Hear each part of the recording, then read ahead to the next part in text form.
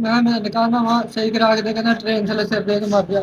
Court marriage करने वाले भी हो जाएं होशियार, क्योंकि अब उनके साथ भी फ्रॉड हो सकता है, और फ्रॉड कैसे हो सकता है ये मैं आपको इस वीडियो में बताऊंगा। वीडियो बनाने का मकसद ये है कि अवाम को अवेयरनेस दी जाए कि अवाम फ्रॉड से बच सके। तो अब चलते हैं मौजू की तरफ। जिस शख्स की आप ये तस्वीर देख रहे हैं, थोड़ी देर बाद मैं आपको इसकी वीडियो भी दिखाऊंगा। ये शख्स बदकिस्मती से मेरे अपने शहर रहीम यार खान से है, और इसने कुछ अर्सा पहले मियाँ चन्नू में कोर्ट मैरिज शादी की थी एक लड़की के साथ।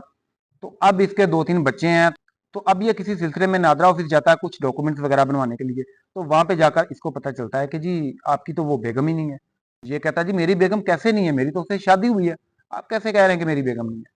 तो उन्होंने बताया कि जनाब अली आपका निकाह नामा रजिस्टर्ड नहीं है, लिहाजा ये आपके निकाह में नहीं है। अगर आपने शादी की है तो आपका निकाह नामा जाली है। तो ये बंदा हक्का बक्का होता है, परेशान होता है। खैर ये तहम्मुल के साथ जाता है उसी वकील साहब के पास, मियाँ चन्नू जिसके पास इसने अपनी कोर्ट मैरिज शादी की थी। वहां पे जाकर उसको कहता है कि जी वकील साहब आपने मेरा निकाह नामा जैली बना दिया है, तो अब मुझे मुश्किलात हो रही है, तो इसका कोई हल बताए मुझे या इसका हल निकालें। तो वकील साहब उसको कह रहा है कि जी जाओ जाकर ट्रेन के नीचे आकर मर जाओ, मुझे कोई फर्क नहीं पड़ता, यहां से दफा हो जाओ। और मजीद इस तरह की गलीज गालियां भी निकाली। अब इसमें इस बेचारे की क्या गलती है, इसको तो शायद पढ़ना भी नहीं आता होगा, या इसको तो पता भी नहीं होगा कि ये निकाहनामा असली है या नकली है। वकील साहब ने इसके साथ ज्यादती की है।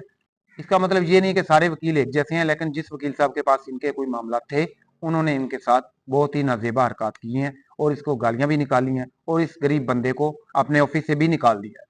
लिहाजा अगर लाइफ में इस तरह के मामला होते हैं कि आप कोर्ट मैरिज करते हैं, तो इस बात की यकीन दहानी करा लिया करें कि आपका निकाह नामा असली है या नकली है।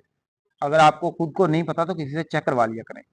बाद में इतनी मुश्किलात या इतनी मुसीबत झेलने से बेहतर है कि मौके पे चेक कर लिया करें।